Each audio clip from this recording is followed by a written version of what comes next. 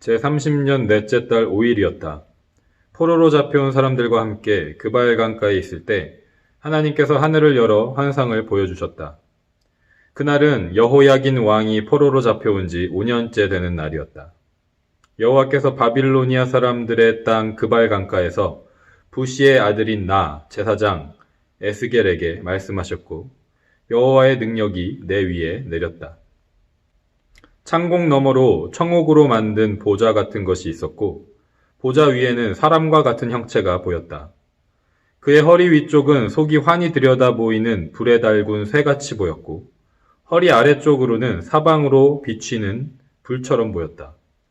이처럼 밝은 빛이 그를 둘러싸고 있었다. 그를 둘러싸고 있는 광채는 마치 비 오는 날 구름 속에 나타나는 무지개처럼 보였다.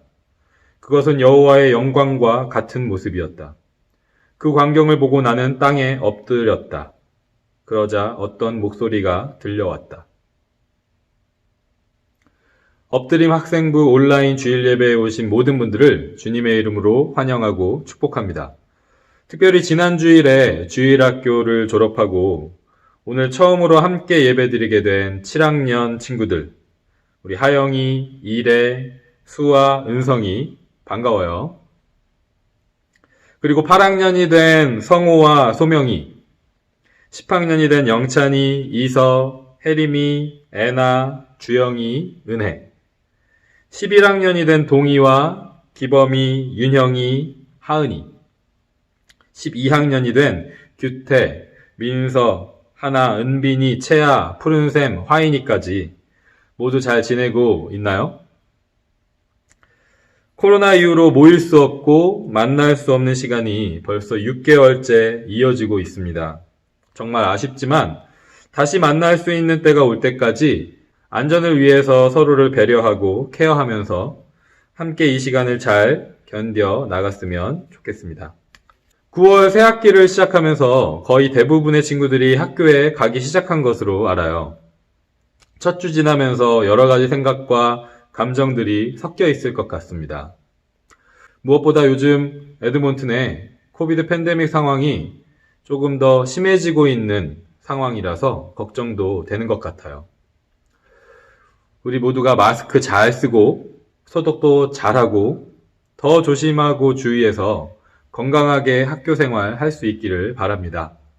그리고 여러분들이 있는 자리, 집에서나 학교에서나 하나님을 왕으로 고백하고 예수 그리스도를 구원자로 고백하고 우리의 주인이신 성령님의 인도하심을 받아서 매일매일 하나님께 영광 돌리는 저와 엎드림 학생부 모든 친구들이 되기를 소망합니다. 선생님들과 제가 여러분들을 위해서 계속 기도할게요. 오늘 말씀은 하나님의 영광은 어디에? 라는 제목으로 나누려고 합니다. 좀 전에도 제가 하나님께 영광 돌리는 우리들이 되기 원한다고 말했었는데 우리 크리스천들은 하나님께 영광 돌린다는 말을 참 많이 하기도 하고 듣기도 합니다.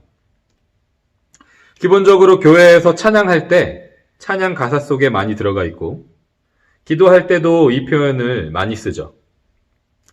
그리고 또 언제 우리가 많이 듣나요? 시상식에서 많이 듣는 것 같습니다. 연말에 시상식에서 크리스천 연예인들이 상을 받으면 수상소감에서 이 말이 빠지지 않아요. 이 모든 영광을 하나님께 올려드립니다. 하나님 아버지께 먼저 이 말은 무슨 뜻인가요? 내가 받은 이 상은 하나님의 것입니다. 가장 먼저 영광을 왜냐하면 이 상은 내가 잘해서가 아니라 하나님께서 능력을 주셔서 받을 수 있었던 것입니다. 라는 뜻으로 보통 말하는 것 같습니다. 이처럼 내가 무언가를 잘해서 공부를 잘해서 일을 잘해서 좋은 결과를 얻고 성공을 하면 그렇게 될 수 있도록 도와주신 하나님께 영광을 돌리는 걸까요? 이런 경우만 하나님께서 영광을 받으시는 걸까요? 오늘 말씀을 통해서 어떻게 하는 것이 하나님께 영광을 돌리는 것인지, 하나님의 영광은 어디에 있는지 함께 듣고 깨닫고 배우는 시간이 되기를 원합니다. 오늘 성경 본문은 에스겔 1장 처음과 마지막 부분이에요. 1장 전체에는 에스겔이 어느 날 갑자기 본 비전, 환상에 대해서 쓰여져 있습니다. 그런데 마지막 28절을 보면 에스겔이 그 비전을 한마디로 표현하는 문장이 있어요. 그것은 여호와의 영광과 같은 모습이었다.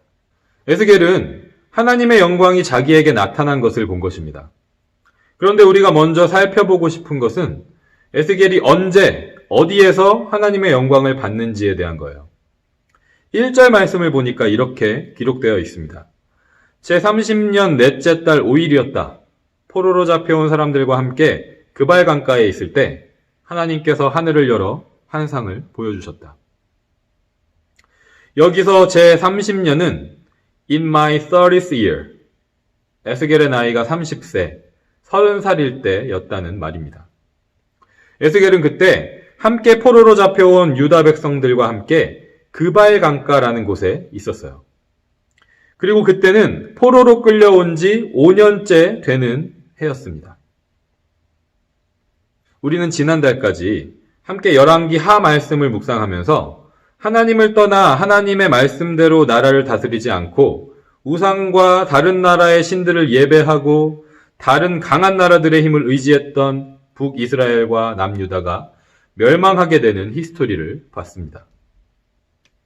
열왕기하 24장을 보면 에스겔이 이 비전을 보기 5년 전에 남유다의 여호야긴 왕과 예루살렘 백성들이 바벨론의 포로로 끌려오게 되는 그런 일이 기록되어 있습니다.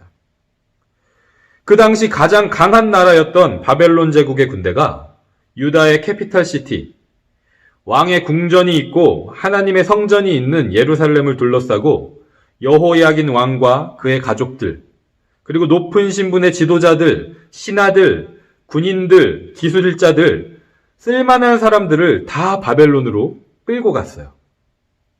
그리고 하나님의 성전에 있는 보물들도 다 빼앗아서 가지고 갔습니다. 이 사건은 남유다 백성들, 특별히 예루살렘 백성들에게 매우 충격적인 일이었었어요. 왜냐하면 그들에게는 굳건한 믿음이 있었기 때문입니다. 예루살렘은 절대로 무너지지 않아. 왜냐하면 예루살렘에는 하나님의 성전이 있으니까. 하나님의 성전에는 하나님이 계시기 때문에 우리가 예루살렘에 있는 한, 성전에 있는 한 절대로 멸망하지 않아. 하나님의 성전에는 하나님이 계시다는 믿음, 하나님은 성전을 절대로 떠나시지 않는다는 믿음은 어디로부터 시작되었을까요? 그것은 바로 출애굽기에서부터 시작되었습니다. 출애굽기는 모세 오경, 창세기부터 신명기까지 총 5권의 책들 중에서 영광이라는 단어가 가장 많이 등장하는 책입니다. 이 영광이라는 단어는 크게 하나님의 2가지 모습을 나타낼 때 많이 쓰였습니다. 첫 번째는 구원하시는 하나님이에요. 출애굽기 14장 4절과 18절에서 이스라엘 백성들에게 하나님께서 이렇게 말씀하십니다.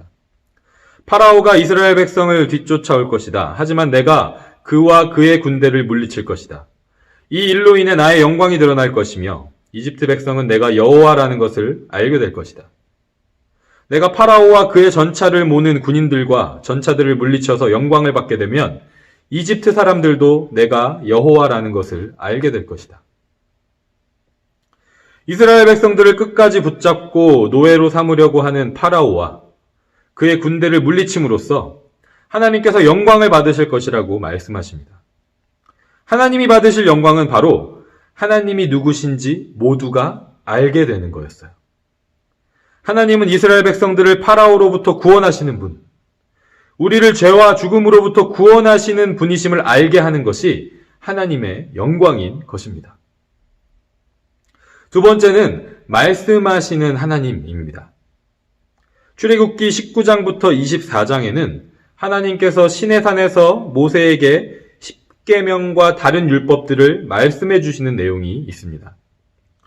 출애굽기 24장 12절에 하나님께서 모세에게 말씀하십니다. 내가 있는 산으로 올라와서 기다려라. 내가 너에게 돌판 2개를 주겠다. 거기에는 내가 백성에게 가르치려고 쓴 가르침과 명령이 적혀 있다. 그리고 그 말씀이 적혀 있는 돌판을 받으러 갔을 때 모세는 그곳에 임하신 하나님의 영광을 봅니다. 여호와의 영광이 시내 산으로 내려왔습니다. 구름은 6일 동안 산을 덮고 있었습니다. 이렇게 하나님의 말씀을 주신 후에 하나님은 이스라엘 백성들에게 하나님을 예배할 장소를 만들게 하십니다. 그곳을 성막, 터버너클, The Tent of Meeting이라고 불렀는데 그 성막에서 가장 중요한 곳에는 하나님께서 주신 말씀 돌판을 넣어서 보관한 언약궤가 있었습니다. 그리고 이스라엘 백성들이 광야에 머무는 동안 하나님의 영광이 항상 성막 위에 있었다고 성경은 기록하고 있습니다. 출애굽기 40장 34절부터 36절까지 함께 읽어보도록 하겠습니다. 시작. 구름이 성막을 덮었습니다. 여호와의 영광이 성막을 가득 채웠습니다. 모세는 성막에 들어갈 수 없었습니다. 왜냐하면 구름이 그 안에 머물러 있고 여호와의 영광이 성막 안에 가득 찼기 때문입니다. 구름이 성막 안에서 거치면 이스라엘 백성은 다시 길을 떠났습니다. 하나님께서 말씀하실 때 하나님의 영광이 이스라엘 백성들에게 임했습니다. 구름으로 나타난 그 영광은 하나님의 말씀이 보관되어 있는 성막을 항상 가득 채웠고 하나님의 영광이 움직이시는 대로 이스라엘 백성들도 그것을 따라서 움직였습니다. 이처럼 여호와 하나님을 구원하시는 하나님, 말씀하시는 하나님으로 알게 하시는 것이 하나님의 영광입니다. 그리고 그것을 고백하는 것이 하나님께 영광을 돌리는 거라는 거예요. 성막에 임한 하나님의 영광은 나중에 솔로몬이 왕으로 다스릴 때 세워진 예루살렘 성전에 머무시게 됩니다. 열왕기상 8장 9절부터 11절에 그 성전에 충만하게 임한 하나님의 영광에 대해서 기록되어 있습니다. 함께 읽어보도록 하겠습니다. 시작. 궤 안에는 돌판 2개만 들어 있었습니다. 그 돌판은 이스라엘 백성이 이집트에서 나온 뒤 여호와께서 시내산에서 그들과 언약을 맺을 때에 모세가 넣었던 것입니다. 제사장들이 성소에서 나오자 구름이 여호와의 성전에 가득 찼습니다. 제사장들은 일을 계속할 수 없었습니다. 왜냐하면 여호와의 영광이 성전 안에 가득 찼기 때문입니다. 광야에 세운 성막에 가득했던 하나님의 영광이 이제는 예루살렘 성전에 가득 찬 것입니다. 하나님의 영광이 있는 시간이 바뀌고 장소가 바뀌었습니다. 그러면 바뀌지 않고 동일한 것은 무엇인가요? 그것은 바로 언약궤 안에 있는 2 돌판, 하나님의 말씀이었어요. 그래서 이스라엘 백성들은 생각했습니다. 우리가 이 언약궤만 가지고 있으면, 이 언약궤 안에 있는 하나님의 말씀이 적힌 2 돌판만 가지고 있으면 하나님의 영광이 항상 이 성전에 가득할 거야. 하나님은 절대로 이 성전을 떠나지 않으실 거야. 그러니까 예루살렘은 안전할 거야. 우리는 안전할 거야. 그런데 정말 그랬나요? 그렇지 않았습니다. 그들이 생각하고 믿은 대로 하나님의 영광이 항상 예루살렘 성전에 가득하고 하나님께서 그곳을 떠나시지 않는다면 예루살렘은 정말 멸망하지 않았어야 합니다. 여호야긴 왕과 백성들이 바벨론으로 잡혀가지 않았어야 합니다. 구원하시는 하나님의 영광이 그들에게 있기 때문에 하나님께서 예전에 파라오와 이집트 군대를 물리쳐 주신 것처럼 바벨론 군대도 물리치시고 그들을 구원해 주셔야 합니다. 그런데 그 일이 다시 일어나지는 않았어요. 그들은 바벨론에게 패했고 포로로 붙잡혀갔습니다. 왜 이런 일이 일어났을까요? 그것은 유다 백성들이 하나님의 말씀 돌판을 언약궤에 보관하고 있으면서도 그 말씀대로 살지 않았기 때문이에요. 마음과 힘과 뜻을 다해서 하나님만 사랑하고 예배하라고 하셨는데 우상을 따르고 섬기고 의지했기 때문입니다. 이웃을 너희 몸과 같이 사랑하라고 하셨는데 사랑하지 않고 베풀지 않고 욕심을 부리면서 살았기 때문이에요. 그런데도 그들은 하나님께서 예루살렘 성전을 절대로 떠나지 않으실 것이라는 잘못된 믿음을 가지고 있었던 것입니다. 오늘 본문은 에스겔이 본 비전을 통해서 그들이 잘못 믿고 있었다는 것을 말씀해 주십니다. 하나님은 절대 예루살렘 성전에서 떠나지 않으신다. 한 걸음도 움직이시지 않으신다는 생각을 뒤집어 엎는 비전을 본 것입니다. 에스겔이 본 것이 정확하게 어떤 모습이었는지를 우리가 정확히 알 수는 없지만 그것은 하나님의 영광을 묘사한 것이었습니다. 그림으로 보면 이런 모습일 거예요. 구름과 무지개로 가려진 왕의 보좌에 사람의 형상을 한 누군가가 앉아 있습니다. 그 보좌를 바치고 있는 크리처들이 있는데 우리가 사는 이 세상에 존재하는 생물은 아닙니다. 사람과 사자와 소와 독수리의 얼굴을 가지고 있고 큰 날개도 가지고 있습니다. 그리고 그 생물들 옆에는 바퀴들이 있었어요. 이것이 에스겔이 본 하나님의 영광이었습니다. 그런데 중요한 것은 이 그림을 통해서 하나님의 영광의 특징을 알 수 있다는 거예요. 구름과 무지개와 불과 빛으로 함께 임하신 하나님의 보좌를 바치고 있는 생물들이 날개를 가지고 있었어요. 그리고 바퀴도 있었어요. 이 말은 하나님의 영광이 하늘로 날 수도 있고 땅 위에서 움직일 수도 있다는 뜻입니다. 한마디로 하나님의 영광이 움직일 수 있다는 것을 말하는 것이죠. 유다 백성들은 이렇게 생각했습니다. 하나님은 예루살렘 성전에서 절대로 움직이지 않으실 거야. 그러니까 우리가 성전에만 있으면 안전할 거야. 예루살렘은 절대 멸망하지 않을 거야. 하지만 에스겔에게 보여주신 비전을 통해서 하나님은 이스라엘 백성들의 이러한 착각, 잘못된 믿음을 깨트리고 계신 거예요. 하나님의 영광은 절대적으로 예루살렘 성전에만 있는 것이 아닙니다. 말씀이 보관된 언약궤에 있는 것이 아닙니다. 아무리 말씀이 보관된 언약궤를 가지고 있어도 그 언약궤가 있는 성전이라도 그 성전이 있는 예루살렘이라도 그 말씀대로 살지 않으면 하나님의 영광은 움직인다는 거예요. 그곳에서 떠나실 수 있다는 것이죠. 그리고 오히려 절대 하나님의 영광이 있을 수 없다고 생각하는 곳에 나타나십니다. 그곳이 적군의 포로로 끌려간 곳일지라도 그곳으로 하나님의 영광이 임하는 거예요. 하나님이 구원자로 고백되길 원하시는 곳, 하나님의 말씀이 들려지길 원하시는 곳, 하나님을 하나님으로 인정하는 사람들이 있는 곳, 그들이 하나님의 백성임을 고백하는 곳에 하나님의 영광이 있는 것입니다. 저와 여러분이 있는 곳이 하나님의 영광이 있는 곳이 되길 소망합니다.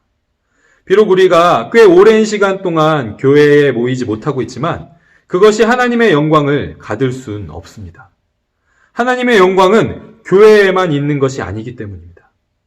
하나님의 영광은 움직이기 때문입니다. 하나님을 구원자로 고백하는 곳, 하나님의 말씀을 듣기를 소망하는 곳에 하나님의 영광이 있습니다. 이 어렵고 힘든 상황 속에서도 하나님이 나의 하나님이심을 고백하고 어떻게 하는 것이 하나님을 사랑하는 것일까?